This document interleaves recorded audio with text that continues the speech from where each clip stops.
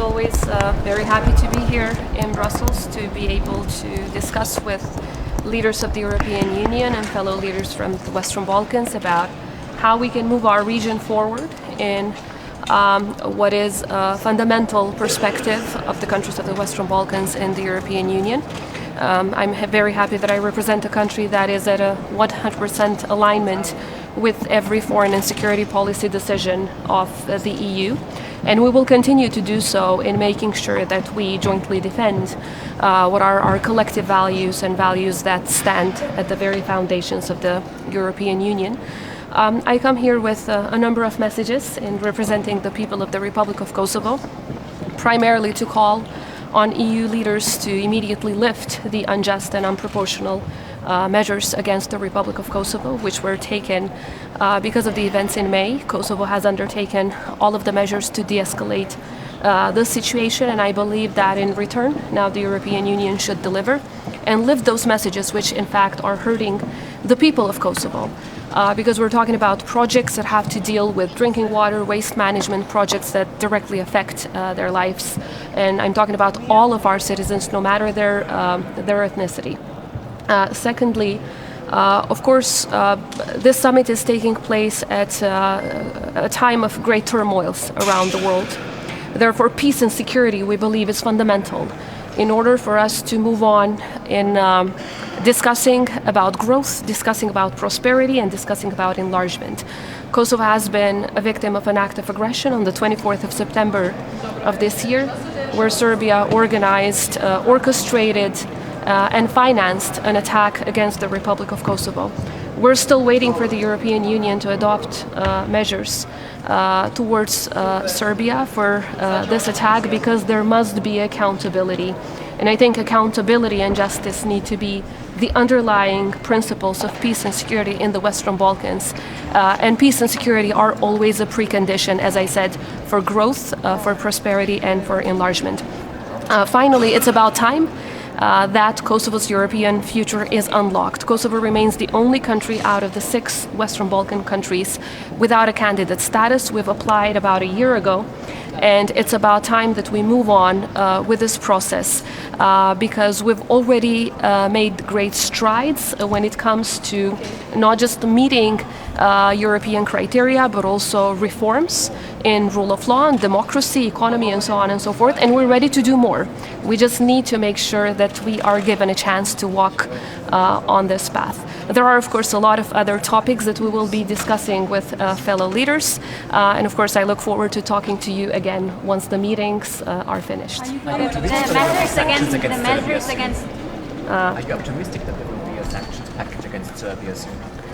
So I'm not optimistic that anything would be adopted in the Council because, as you know, there are member states that would be blocking that. However, I think the Commission has a lot of potential to adopt such measures because the results of the investigation already show that this was state-sponsored terrorism. This was not a bunch of guys that took the arms that were produced in the factories, army factories of Serbia, but this was orchestrated, organized, and carried out by the state institutions of Serbia. And they are already given a lot of political support to these terrorists. So you can imagine if these weapons ended up in the hands of those terrorists, on the 24th of September, they were used in Kosovo.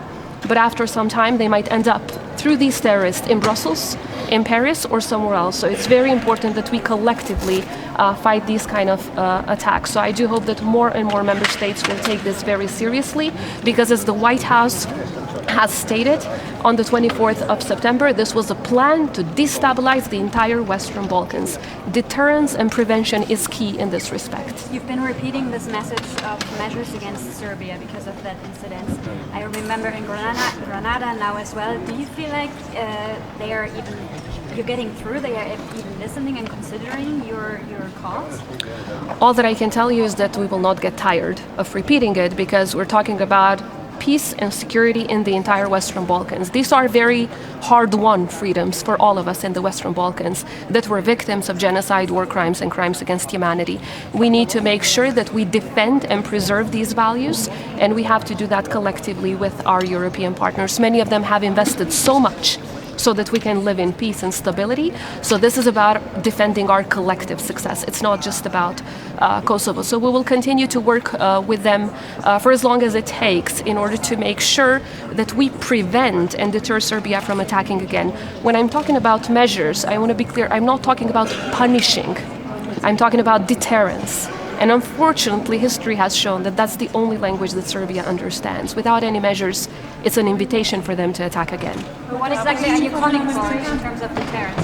What concrete terms? Financial measures from the European Union. That's what Vučić would understand as a measure, and hopefully that would deter him from attacking again, because he would know that he can't get away with it.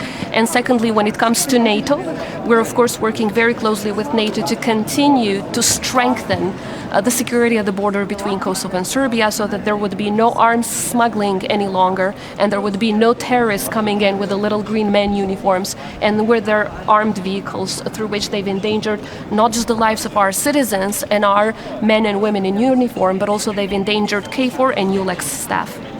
What does it mean for the normalization process, and what does it mean for the future of Kosovo in the Kosovo is absolutely committed to the normalization process with Serbia, which is why on the 26th of October, Kosovo has offered to sign the agreement that was reached in Brussels, the annex that was reached in Ohrid, and all of the subsequent documents. Kosovo is showing all of its commitment as the constructive party in this dialogue process, and I will be, of course, once again today showing the commitment of the Republic of Kosovo for a full, swift, and unconditional implementation of the Brussels Agreement and the Ohrid Annex. However, as in any other dialogue process, this is a two-to-tango process. We also expect that the European Union will have a number of asks from Serbia as well, because the agreement is very clear.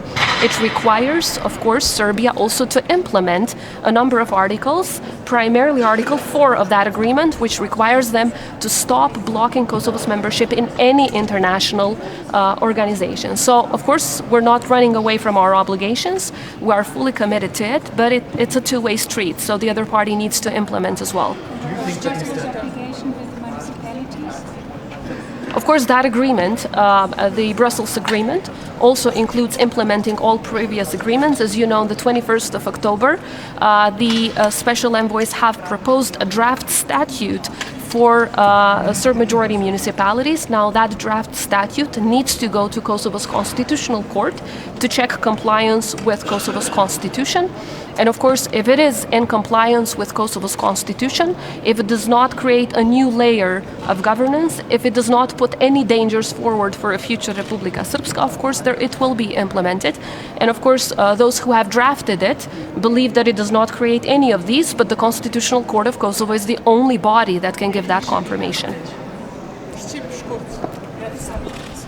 Ky summit është duke ndodhur në një kohë të vështirë për Evropën dhe për gjithë botën për shkak të një numri konfliktesh që po ndodhin anë kënd botës, dhe natyrisht që edhe vëmendja e partnerëve tonë në Evropë e Gjetiu është tek të gjitha këto konflikte, por besoj që pikrisht këto sfida me të cilat po ballafaqohet bota na dëshmojnë sërish se sa e rëndësishme është paqja dhe siguria në Ballkanin Perëndimor.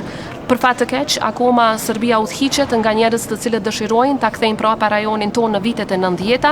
Ne nuk duhet ta lejojmë një mentalitet dhe një logjik e tillë të triumfoj. Prandaj po punojmë me partnerët tonë në Bashkimin Evropian në mënyrë që të rritet siguria në Kosovë dhe sidomos në aspekti i sigurisë rreth kufirit me Serbinë. Dhe e dyta, që të hiqen masat ndaj Kosovës, është domosdoshme që të ketë masa ndaj Serbisë për aktin e agresionit që është kryer me 24 shtator. Për fat të keq, deri tani nuk ka pasur ndonjë veprim, dhe nëse vazhdohet pas një veprim ose mas në raport me Serbinë, Serbia do ta marrë këtë si një lloj nxitje. Të gjitha informatat që ne I kemi është që Serbia po planifikon sulme të reja. Unë do t'i informoj sot të gjithë liderët evropian për informatat që institucionet tona të sigurisë së bashku me partnerët I kanë mbledhur në këtë drejtim, sepse këto janë alarme të cilat të gjithë ne së bashku duhet I marrim shumë seriozisht dhe të veprojmë si preventiv në mënyrë që Serbia mos të lejohet më ta destabilizojë rajonin tonë. Faleminderit shumë. Thank you all. Thank you.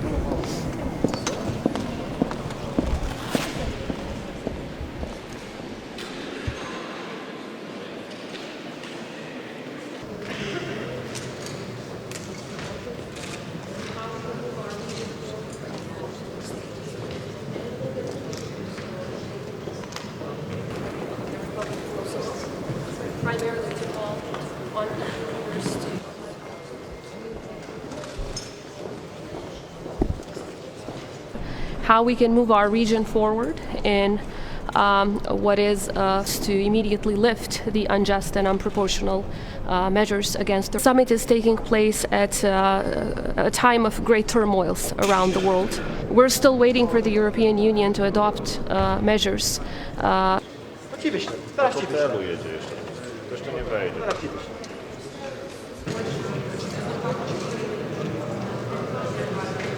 NATO to continue to strengthen the security of the border between Kosovo and Serbia, so the normalization process with Serbia, which is why on the 26th of October, Kosovo has offered to sign the agreement that was reached in Brussels, the annex that was reached in requires, of course, Serbia also to implement a number of articles, primarily Article